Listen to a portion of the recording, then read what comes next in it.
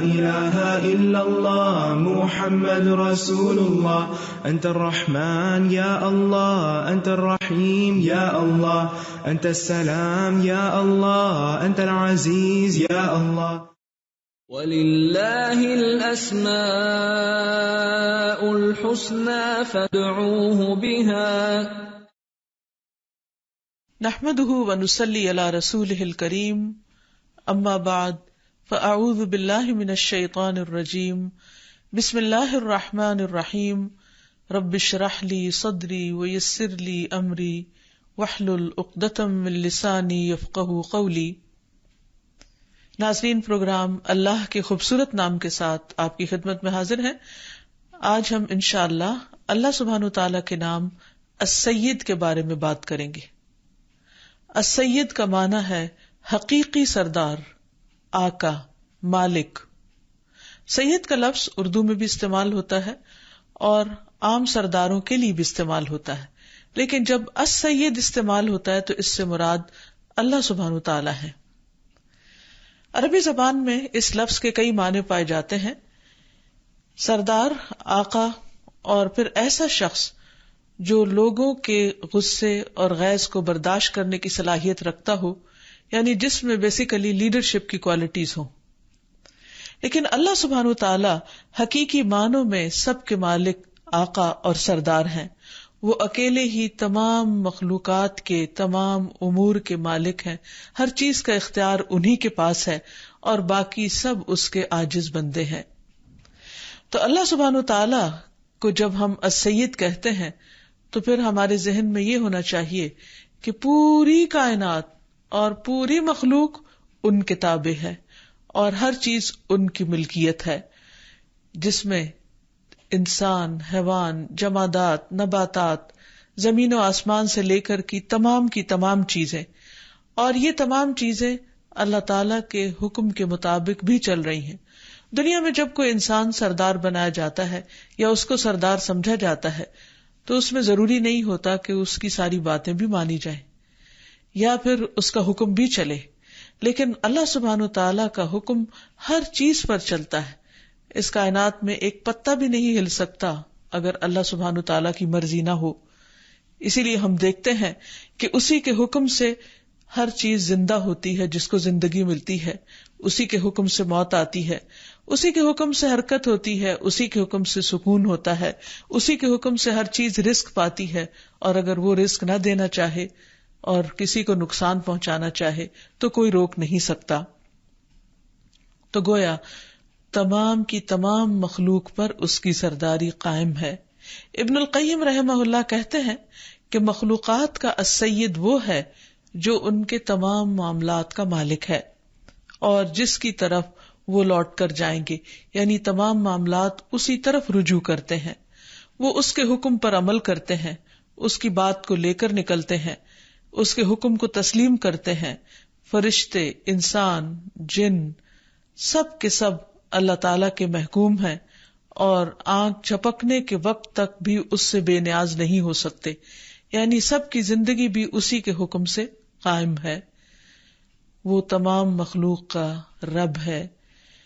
سورۃ الجاثیہ میں اللہ تعالیٰ فرماتے ہیں فَلِلَّهِ الْحَمْدُ رَبِّ السَّمَاوَاتِ وَرَبِّ الْأَرْضِ رَبِّ الْعَالَمِينَ وَلَهُ الْكِبْرِيَاءُ فِي السَّمَاوَاتِ وَالْأَرْضِ وَهُوَ الْعَزِيزُ الْحَكِيمُ. پس اللہ ہی کے لیے ہے سب تعریف، جو آسمانوں کا رب اور زمین کا رب، تمام جہانوں کا رب ہے. آسمانوں اور زمین میں ساری کبریائی اور بڑائی اسی کے لیے ہے اور وہ بڑا غالب، بڑی حکمت والا ہے. اسی طرح سورۃ غافر میں اللہ تعالیٰ فرماتے ہیں اللہ الذی جعل لکم الارض قرارا والسماء بناء وصورکم فاحسن صورکم ورزقکم من الطیبات ذالکم اللہ ربکم فتبارک اللہ رب العالمین. اللہ ہی ہے جس نے تمہارے لیے زمین کو جائے قرار بنایا، آسمان کو چھت بنایا اور تمہاری صورتیں بنائیں تو نہایت عمدہ بنائیں اور تمہیں پاکیزہ چیزوں کا رزق دیا. یہ ہے تمہارا رب جو بڑا برکت والا اور تمام جہانوں کا رب ہے. یعنی وہ ایسا السید ہے کہ جس نے تمام چیزوں کو پیدا کرنے کے بعد ان کو قائم رکھنے کی بھی ذمہ داری لی ہوئی ہے. وہی ان کو رزق پہنچاتا ہے، وہی ان کی تمام ضروریات کا خیال رکھتا ہے. دنیا میں بعض اوقات لیڈرز برائے نام لیڈرز ہوتے ہیں اور وہ اپنے ماتحتوں کا خیال نہیں رکھتے، وہ ان سے زیادہ اپنے فائدے کے بارے میں سوچتے رہتے ہیں. اور اللہ سبحانہ وتعالیٰ اپنی تمام مخلوق میں سے ایک ایک چھوٹی سے چھوٹی مخلوق کے بارے میں بھی ہر چیز اور ہر ضرورت کا خیال رکھتا ہے، اور پھر وہ ان سب کا مالک بھی ہے. سورۃ الفرقان میں آتا ہے تبارک الذی نزل الفرقان علی عبدہ لیکون للعالمین نذیرا الذی لہ ملک السماوات والارض ولم يتخذ ولدا ولم يكن له شریک فی الملک وخلق كل شیء فقدرہ تقدیرا. بہت بابرکت ہے وہ جس نے اپنے بندے پر فیصلہ کرنے والی کتاب اتاری کہ وہ تمام جہانوں کو خبردار کرنے والا ہو. وہ ذات کہ اسی کے لیے ہے آسمانوں اور زمین کی بادشاہت.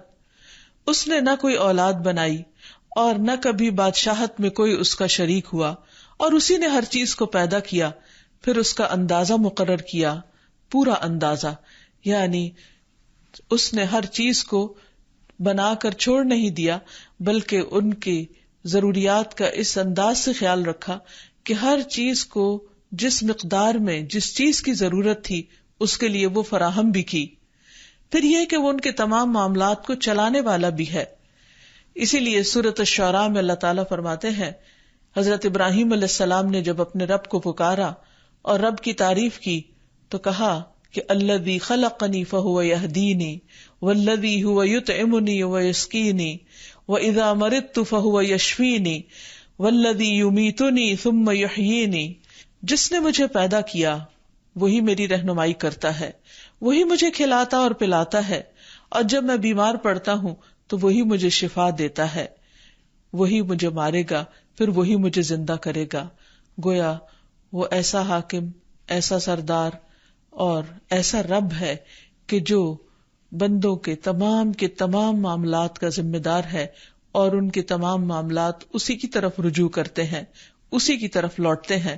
جیسے کہ سورۃ آل عمران میں بھی فرمایا وَلِلَّهِ مَا فِي السَّمَاوَاتِ وَمَا فِي الْأَرْضِ وَإِلَى اللَّهِ تُرْجَعُ الْأُمُورُ. اور اللہ ہی کے لیے ہے جو کچھ آسمانوں میں ہے اور جو زمین میں ہے، اور اللہ ہی کی طرف تمام معاملات لوٹائے جاتے ہیں. ساری کی ساری چیزیں اسی کی طرف پلٹتی ہیں، اور پھر آخر میں وہی ان سب کا حساب کرے گا. ایک اور جگہ بھی فرمایا لہو ملک السماوات والارض، اسی کے لیے ہے آسمان و زمین کی بادشاہت، ملکیت. وَإِلَى اللَّهِ تُرْجَعُ الْأُمُورُ، اور اسی کی طرف لوٹائے جاتے ہیں سارے معاملات.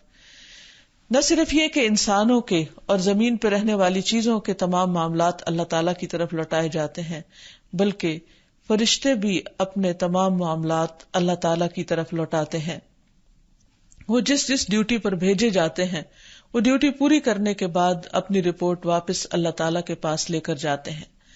رسول اللہ صلی اللہ علیہ وسلم نے فرمایا اللہ تعالیٰ کے کچھ فرشتے ایسے ہیں جو زمین پر باری باری آتے ہیں. ان میں سے کچھ فرشتے رات کے ہیں اور کچھ دن کے ہیں. یہ فرشتے نماز فجر اور نماز عصر کے وقت اکٹھے ہوتے ہیں. اور جو فرشتے تمہارے درمیان رہ چکے ہوتے ہیں وہ آسمانوں پر چڑھ جاتے ہیں. اللہ تعالیٰ باوجود اس کے کہ ہر چیز جانتا ہے، وہ ان سے پوچھتا ہے کہ تم نے میرے بندوں کو کس حال میں چھوڑا. وہ کہتے ہیں کہ جس وقت ہم ان سے جدا ہوئے تب بھی وہ نماز پڑھ رہے تھے، اور جب ان کے پاس گئے تب بھی وہ نماز پڑھ رہے تھے.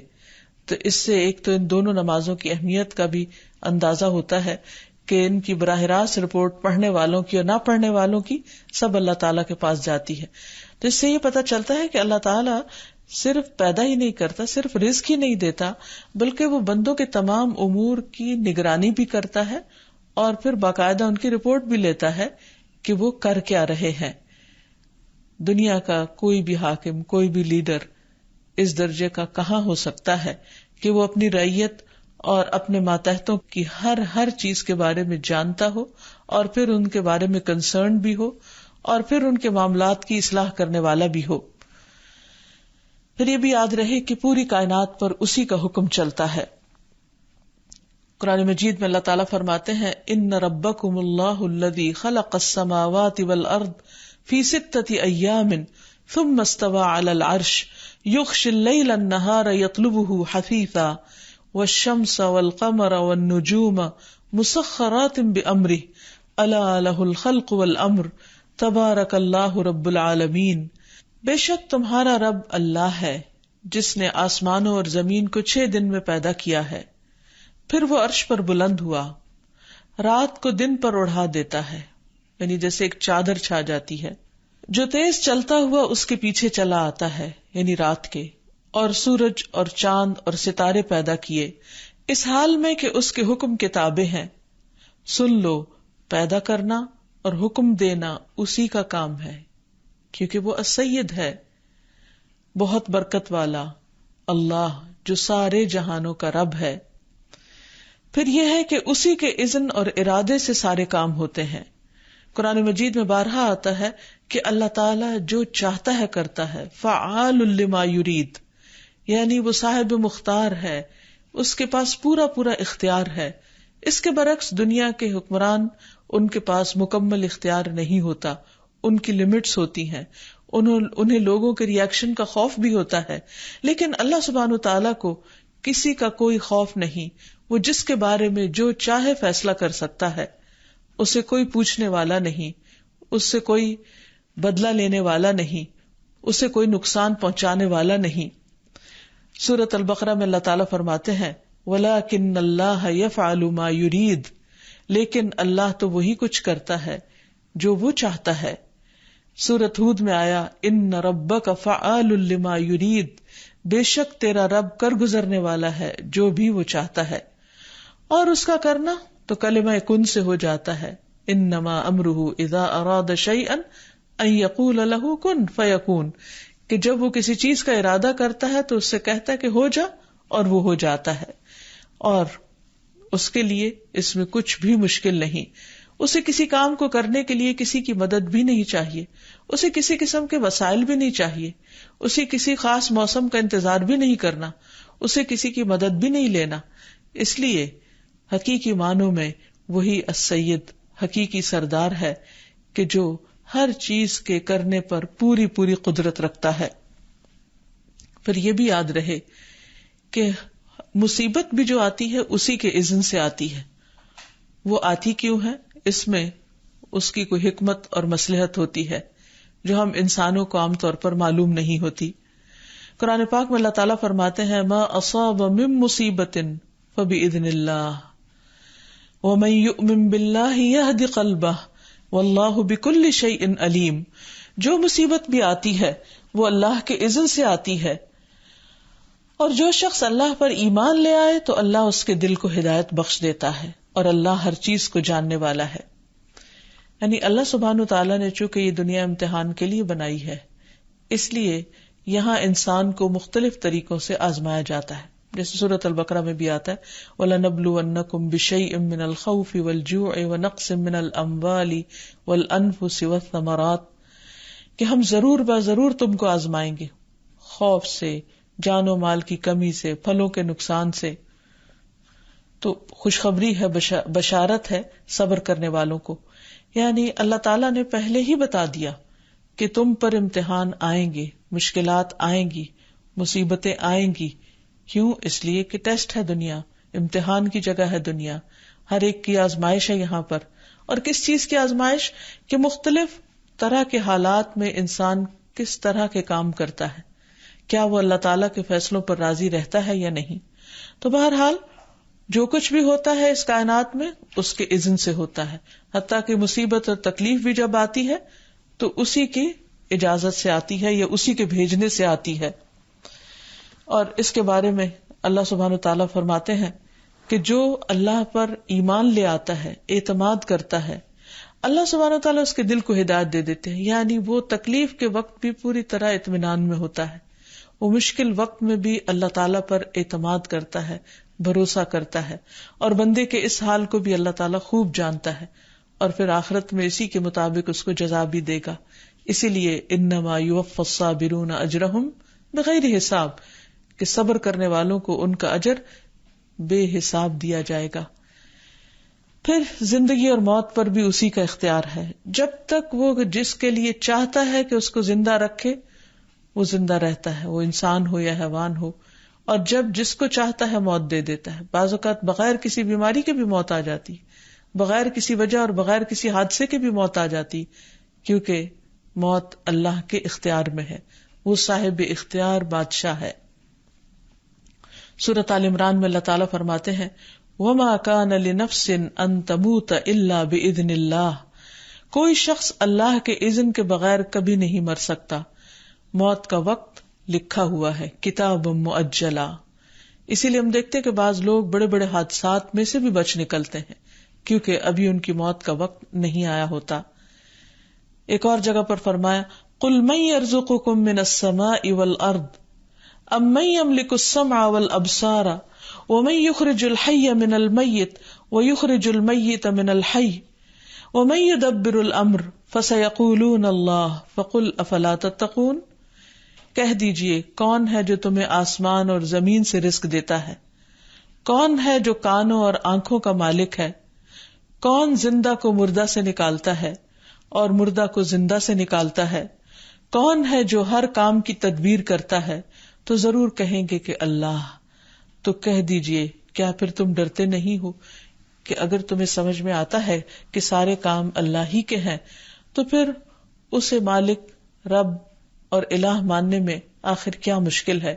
جب سب کچھ کر رہا ہے وہی، تو پھر اسی کے گن گاؤ، کسی اور کی طرف کیوں متوجہ ہوتے ہو؟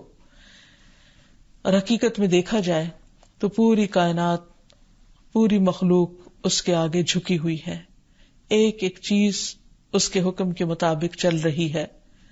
ارشاد باری تعالیٰ ہے اولم یروا الی ما خلق اللہ من شیء یتفیأ ظلالہ عن الیمین والشمائل سجدا للہ وہم داخرون وللہ یسجد ما فی السماوات وما فی الارض من دابۃ والملائکۃ وہم لا یستکبرون یخافون ربہم من فوقہم ویفعلون ما یؤمرون. کیا ان لوگوں نے اللہ کی پیدا کردہ اشیاء میں سے کسی چیز کو بھی نہیں دیکھا کہ اس کا سایہ کیسے دائیں سے بائیں، بائیں سے دائیں اللہ کے سامنے سجدہ کرتے ہوئے ڈلتا رہتا ہے؟ گویا سایہ بھی اللہ کے حکم کے تابع ہے اور وہ بھی اللہ کے آگے جھکا ہوا ہے. اور یہ سب چیزیں انتہائی عجز کا اظہار کر رہی ہیں، یعنی اللہ کے آگے عاجزی کا اظہار کر رہی ہیں. آسمان و زمین میں جتنی جاندار مخلوق ہے اور فرشتے بھی سب اس کے آگے سجدہ ریز ہیں، سب اللہ کے آگے جھکے ہوئے ہیں، کبھی تکبر نہیں کرتے. وہ اپنے رب سے ڈرتے رہتے ہیں جو ان کے اوپر ہے اور وہی کام کرتے ہیں جو انہیں حکم دیا جاتا ہے. اسی طرح ہم دیکھتے ہیں کہ ان سایوں کے علاوہ اور فرشتوں اور انسانوں کے علاوہ جو اللہ کے آگے جھکتے ہیں، تو سورج کا خاص طور پر حدیث میں ذکر آتا ہے کہ ہر روز وہ ایک خاص مقام سے طلوع ہونے سے پہلے اللہ تعالیٰ سے اجازت لیتا ہے، اور جب اس کو اجازت ملتی ہے تو پھر وہ طلوع ہوتا ہے، اور ہر روز اسی طرح وہ اپنا سرکل مکمل کرتا ہے اور پھر اللہ کے اذن سے دوبارہ طلوع ہوتا ہے. اور جب اس کو اذن نہیں ملے گا تو پھر اسے کہا جائے گا کہ تم مغرب سے طلوع ہو جاؤ.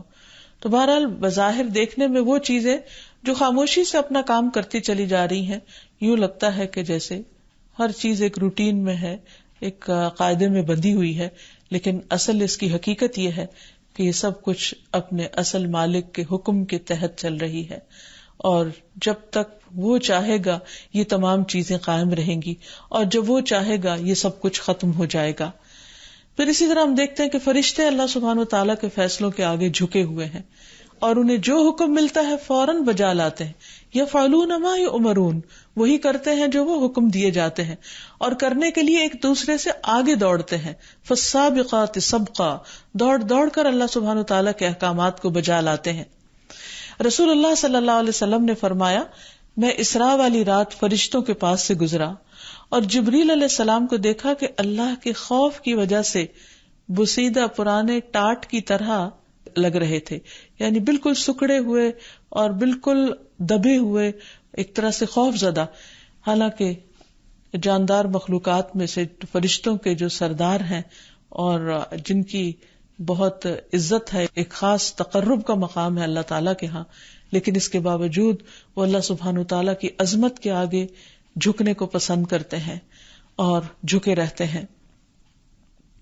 اسی طرح دوسرے فرشتوں کے بارے میں بھی حدیث میں آتا ہے، رسول اللہ صلی اللہ علیہ وسلم نے فرمایا کہ جب اللہ تعالیٰ آسمان میں کوئی فیصلہ فرماتا ہے تو ملائکہ عاجزی سے اپنے پر مارنے لگتے ہیں، جیسا کہ اللہ تعالیٰ کے اس ارشاد میں ہے، کسلسلتی علی صفوان، جیسے کسی صاف چکنے پتھر پر زنجیر کے مارنے سے آواز پیدا ہوتی ہے، یعنی ان کی پھڑپڑاہٹ کی آواز بھی آتی ہے.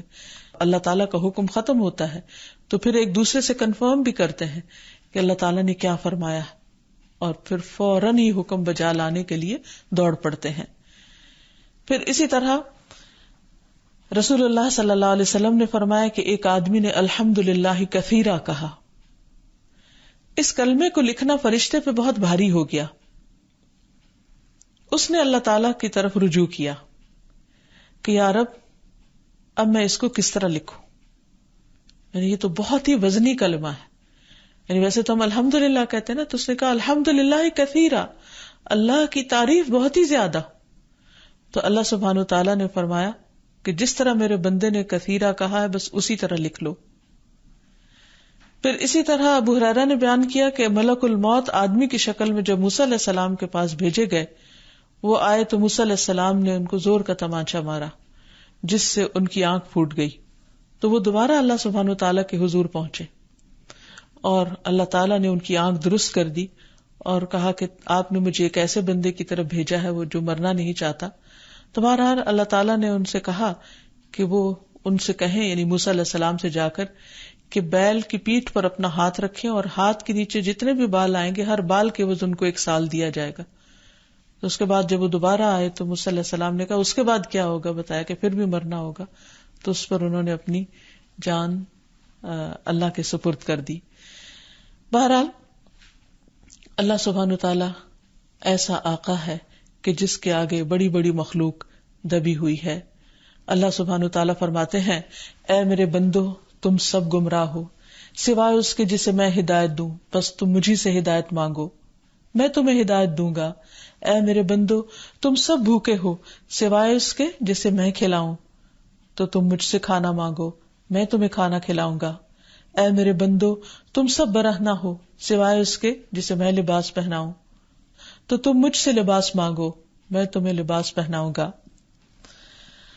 حقیقت یہ ہے کہ سارے بندوں کی ضروریات پوری کرنے کے بعد بھی اللہ سبحانہ تعالیٰ کے خزانوں میں کمی نہیں ہوتی، جبکہ دنیا کے سردار اور دنیا کی بڑی بڑی حکومتیں اور بڑے بڑے انتظامات بھی بعض اوقات انسانوں کی ضرورت پوری کرنے سے عاجز ہیں، اور اس میں ہمیشہ بجٹ کی کمی اور وسائل کی کمی کا رویا جاتا ہے. پھر اسی طرح یہ ہے کہ اللہ سبحانہ تعالیٰ ایسا سردار ہے کہ جس کی سرداری میں کچھ کمی بھی نہیں آتی. دنیا میں آپ دیکھیں کہ ایک کے بعد ایک لیڈر بدلتا رہتا ہے، کبھی اس کی وجہ کوئی انقلاب ہوتا ہے اور کبھی اس کی وجہ کسی کی وفات ہوتی ہے یا کسی کا بڑھاپا ہوتا ہے یا کسی کی نااہلیت ہوتی ہے یا اس پر کوئی الزامات ہوتے ہیں. لیکن اللہ سبحانہ تعالیٰ کی سرداری میں کسی قسم کی کوئی کمی نہیں آتی. اللہ سبحانہ تعالیٰ فرماتے ہیں، اے میرے بندو تم مجھے ہرگز نقصان نہیں پہنچا سکتے اور نہ ہی ہرگز مجھے نفع پہنچا سکتے ہو. اے میرے بندو اگر تم سب اولین و آخرین جن و انس اس آدمی کے دل کی طرح ہو جاؤ جو سب سے زیادہ تقوی والا ہو تو بھی تم میری سلطنت میں کچھ اضافہ نہیں کر سکتے. اور اے میرے بندو اگر تم سب اولین و آخرین اور جن و انس اس ایک آدمی کی طرح ہو جاؤ جو سب سے زیادہ بدکار ہے تو بھی تم میری سلطنت میں کچھ کمی نہیں کر سکتے. اے میرے بندو اگر تم سب اولین و آخرین جن و انس ایک صاف چٹیل میدان میں کھڑے ہو کر مجھ سے مانگنے لگو اور میں ہر انسان کو وہ سب کچھ عطا کر دوں جو وہ مجھ سے مانگتا ہے، تو بھی میرے خزانوں میں کمی نہیں ہوتی مگر جتنی سمندر میں سوئی ڈال کر نکالنے سے ہوتی ہے. یعنی اللہ سبحانہ تعالیٰ کی سرداری میں، اللہ تعالیٰ کی حکومت میں، اللہ تعالیٰ کی عظمت میں کوئی بھی چیز کمی نہیں کرتی. جب انسان کو اس بات کا یقین ہو جائے اور وہ حقیقی معنوں میں اپنا حقیقی آقا اور مالک اپنے رب کو سمجھنے لگے تو پھر اس کے مطابق اپنے طرز عمل کو بھی بدل لے. اس صورت میں جب ہمیں اللہ تعالیٰ کا یہ نام یہ صفت سمجھ آ جائے تو پھر ہمیں کیا کرنا چاہیے؟ سب سے پہلی بات تو یہ کہ اپنے حقیقی آقا سے محبت کا اظہار کرنا چاہیے اور اس کے آگے جھک جانا چاہیے، اس کی اطاعت کرنی چاہیے، کیونکہ بندے کے لیے یہ لازم ہے کہ وہ اللہ سبحانہ وتعالیٰ کے لیے جھکا رہے. سب سے بڑھ کر محبت، جی ہاں، اللہ تعالیٰ قرآن پاک میں فرماتے ہیں والذین آمنوا اشد حبا للہ، وہ لوگ جو ایمان والے ہیں اللہ کی محبت میں سب سے زیادہ شدید ہیں. لوگ اپنے لیڈرز سے، اپنے آقاؤں سے محبت کرتے ہیں اور ان کے لیے ہر طرح کی قربانیاں کرتے ہیں، بعض اوقات ان کے لیے اپنی جانیں تک دے دیتے ہیں. لیکن اہل ایمان کے لیے کیا لازم ہے کہ وہ اپنے حقیقی آقا سے سب سے بڑھ کر محبت کرنے والے ہوں اور اپنا سب کچھ اس کی خاطر خوشی سے لگا دینے والے ہوں اور اس کے احکامات پر، اس کے آرڈرز پر سر تسلیم خم کرنے والے ہوں. نبی صلی اللہ علیہ وسلم نے فرمایا تم میں سے کوئی شخص اس وقت تک مومن نہیں ہو سکتا جب تک اسے اللہ اور اس کے رسول دوسروں سے سب سے زیادہ محبوب نہ ہو جائے. یعنی اس وقت تک ایمان ہی کامل نہیں جب تک اللہ اور اس کے رسول صلی اللہ علیہ وسلم انسان کو ہر چیز سے زیادہ پیارے نہ ہو جائیں. انس بن مالک کہتے ہیں کہ ایک شخص نے حضور صلی اللہ علیہ وسلم سے قیامت کے بارے میں پوچھا کہ کب آئے گی. آپ نے فرمایا کہ تم نے اس کے لیے کیا تیاری کی ہے؟ تو اس نے کہا کہ میں نے تیاری تو کچھ زیادہ نہیں کی، نہ ہی میرے پاس بہت عبادات ہیں، لیکن میں اللہ اور اس کے رسول سے محبت رکھتا ہوں. تو آپ صلی اللہ علیہ وسلم نے اس کو خوشخبری دی کہ المرء مع من احب، انسان اسی کے ساتھ ہوگا جس سے وہ محبت کرتا ہوگا. تو اگر کوئی شخص واقعی اللہ تعالیٰ سے محبت کرتا ہے اور اس کے رسول صلی اللہ علیہ وسلم سے محبت کرتا ہے جیسے دنیا کے لوگ اپنے دنیاوی لیڈرز سے محبت کرتے ہیں، تو حقیقت میں دنیا اور دنیا کے لیڈرز تو سب ختم ہونے والے ہیں، لیکن حقیقی آقا ہمیشہ کے لیے باقی رہنے والا ہے. تو جو اس سے محبت کرے گا وہ اس کو سزا نہیں دے گا، اس کے لیے پھر کامیابی ہی کامیابی ہے. پھر آپ دیکھیے کہ آقا تو ہوتا ہی اس لیے ہے کہ انسان اس کی بات مانے، اس کی فرما برداری کرے اور اس کی اطاعت کرے اور اس کی نافرمانی سے بچے، اس کی مخالفت سے بچے. تو اس لیے بہت ضروری ہے کہ انسان اللہ تعالیٰ کی فرما برداری کرے اور اس کی نافرمانی سے بچے، اور اس معاملے میں کسی اور کو وہ اہمیت نہ دے جو اللہ تعالیٰ کو دیتا ہے. کیونکہ واضح طور پر ہمیں بتا دیا گیا، نبی صلی اللہ علیہ وسلم کی ایک حدیث سے پتہ چلتا ہے کہ اللہ کی نافرمانی میں کسی مخلوق کی فرما برداری جائز نہیں. یعنی اللہ تعالیٰ کی بات ماننے کی جہاں بات آ جائے پھر دوسرا کوئی بھی اس کے مقابل نہ رہے. یہ نہیں کہ اللہ تعالیٰ کو ناراض کر کے، اللہ کی نافرمانی کر کے انسان دنیاوی لیڈرز کو اور بڑوں کو خوش کرتا رہے. پھر اسی طرح یہ ہے کہ اپنے رب کو ناراض کرنا جو ہے وہ پھر انسان کے لیے سب سے زیادہ تکلیف دہ ہو جائے. جہاں ایک طرف محبت کرنا ضروری ہے، اطاعت کرنا ضروری ہے، وہاں دوسری طرف اللہ تعالیٰ کی ناراضگی سے بچنا بھی نہایت ضروری ہے. رسول اللہ صلی اللہ علیہ وسلم نے فرمایا جس نے لوگوں کو ناراض کر کے اللہ کو راضی کر لیا، اللہ تعالیٰ اسے لوگوں سے کافی ہو جاتے ہیں، اور جس نے لوگوں کو راضی کرنے کے لیے اللہ کو ناراض کیا، اللہ تعالیٰ اسے لوگوں کے حوالے کر دیتے ہیں.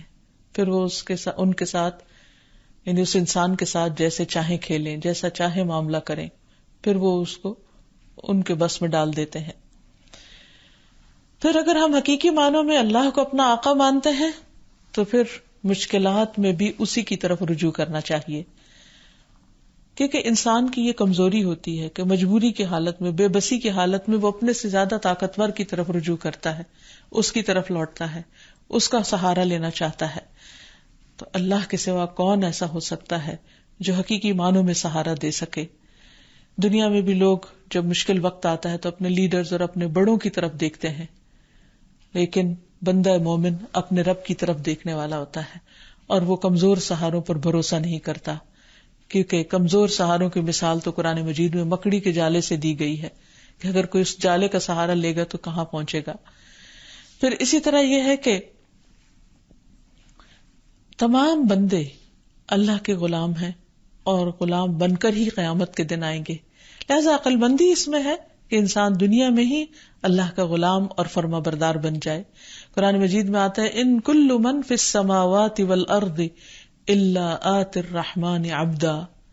آسمان و زمین میں جو کچھ بھی ہے وہ سب رحمان کے حضور غلام بن کر آئیں گے. پھر اسی طرح یہ بات بھی یاد رہے کہ انسان اگر اللہ سبحانہ و تعالیٰ کو اپنا آقا مانتا ہے، اپنا رب مانتا ہے، اپنا سردار مانتا ہے، تو اس کا یہ مطلب نہیں کہ انسان بندوں کو یا بندوں میں سے جو اس کے اوپر امیر بنائے جاتے ہیں یا ذمہ دار بنائے جاتے ہیں یا ان کے دنیاوی امور کے مالک ہوتے ہیں، ان کا احترام نہ کرے یا ان کی بات نہ مانے یا ان کی بڑائی کو قبول نہ کرے. ہمیشہ اللہ سبحانہ و تعالیٰ کو سب سے اوپر رکھے، لیکن اللہ تعالیٰ نے بندوں میں سے بھی جس کا مقام بڑا رکھا ہے ان کی بڑائی کو تسلیم کرنے میں ہی انسان کی عظمت ہے، اور ان کو بھی سید کہہ کے پکارنے میں کوئی حرج نہیں. جب اللہ سبحانہ و تعالیٰ کے لیے صفت استعمال ہوگی تو السید ہوگی، لیکن بندوں کے لیے صرف سید کہا جا سکتا ہے. پھر اسی طرح ہمارا دین ہمیں یہ سکھاتا ہے کہ بندوں میں سے جو بڑے ہوں ان کی عزت کی جائے. ابو سعید خدری سے روایت ہے کہ بنو قریظہ نے جب سعد بن معاذ کا فیصلہ قبول کرنے پر اتفاق کیا تو نبی صلی اللہ علیہ وسلم نے حضرت سعد کو بلوایا. وہ ایک سفید گدھے پر سوار ہو کر آئے تو آپ نے فرمایا اپنے سردار کی طرف یا اپنے بہترین شخص کی طرف بڑھو، یعنی اٹھو اور اس کا استقبال کرو. تو وہ آئے حتیٰ کہ رسول اللہ صلی اللہ علیہ وسلم کے پاس بیٹھ گئے. تو اس سے کیا پتہ چلتا ہے کہ جو بندہ اللہ کو اپنا آقا مانتا ہے وہ بندوں کو بھی ان کا مقام دیتا ہے. پھر اسی طرح اس بات سے بھی ہمیں روکا گیا ہے کہ ہم اپنے لیڈرز یا اپنے بڑوں کو ذلیل کریں. زیاد بن کسیب کہتے ہیں کہ میں ابو بکرہ کے ساتھ ابن عامر کے ممبر کے نیچے بیٹھا ہوا تھا اور وہ خطبہ دے رہا تھا. اس کے جسم پر باریک کپڑے تھے.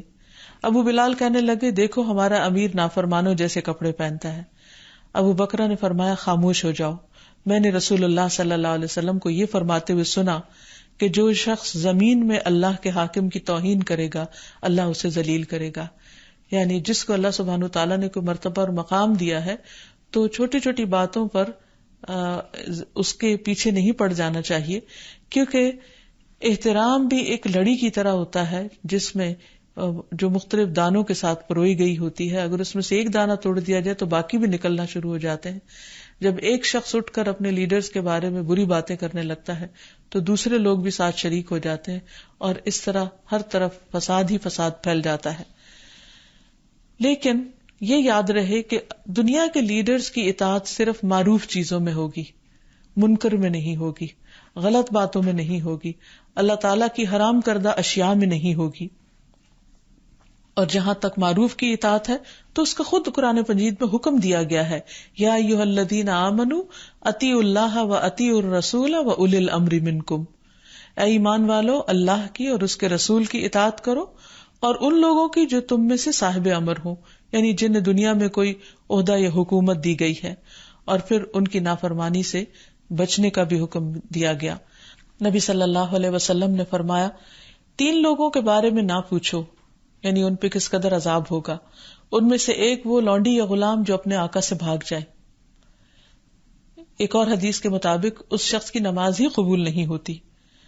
پھر اسی طرح ہمارا دین ہمیں یہ بھی سکھاتا ہے کہ ہم اپنے لیڈرز کی خیر خواہی کریں، ان کے ساتھ آنیسٹی برتیں، ان کو دھوکہ نہ دیں.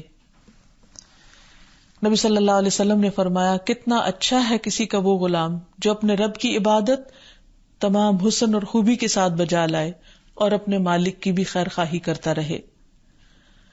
اور پھر ایک اور روایت میں آتا ہے کہ غلام بندہ جب اللہ کا حق ادا کرے اور اپنے سید کا بھی کرے، یعنی اپنے آقا کا بھی کرے، تو اس کے لیے دگنا اجر ہے. اور اس میں کیا چیز شامل ہے؟ جیسے اس کے مال کی حفاظت، اس کی عزت و آبرو کی حفاظت. جہاں تک غلام کا تعلق ہے تو آج کے دور میں غلامی تو ختم ہو چکی ہے، لیکن جو بھی شخص کسی کے ماتحت کام کرتا ہو اس کے لیے بھی یہی حکم ہے کہ وہ جس چیز کا ذمہ دار بنایا جائے، مثلا گھر میں کام کاج کرنے والے لوگ یا کسی فیکٹری کے ملازم یا کہیں پر بھی جو کسی کے تحت کام کر رہے ہوں، ان کے لیے لازم ہے کہ وہ اپنے سے اوپر کے شخص کے ساتھ خیر خواہی برتیں اور جس چیز کی ان کو ذمہ داری دی گئی ہے اس ذمہ داری کو پورا پورا نبھائیں. قیامت کے دن جہاں ہر ایک کا حساب ہوگا، جیسے نبی صلی اللہ علیہ وسلم نے فرمایا کلکم راع وکلکم مسئول عن رعیتہ، کہ تم میں سے ہر شخص نگران ہے اور ہر شخص سے اس کی رعیت کے بارے میں پوچھا جائے گا کہ اس نے اس میں کیسا تصرف کیا. تو اس میں آتا ہے کہ غلام سے بھی پوچھا جائے گا کہ اس نے اپنے آقا کے مال میں کیا تصرف کیا، یعنی اس کو کہاں خرچ کیا، کس طرح استعمال کیا، اسے کیسے برتا. پھر اسی طرح ہمیں یہ بھی تلقین کی گئی ہے کہ کسی اور کو بھی اس کے آقا کے خلاف نہیں بھڑکانا چاہیے، یعنی بغاوت نہیں پیدا کرنی چاہیے.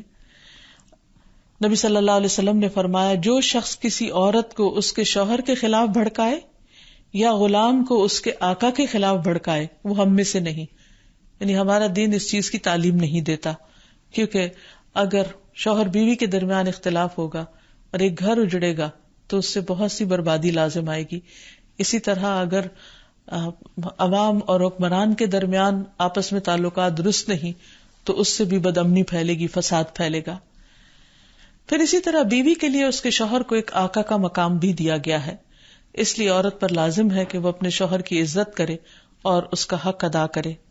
نبی صلی اللہ علیہ وسلم نے فرمایا عورت اس وقت تک ایمان کی مٹھاس نہیں پا سکتی جب تک وہ اپنے شوہر کا حق ادا نہ کرے.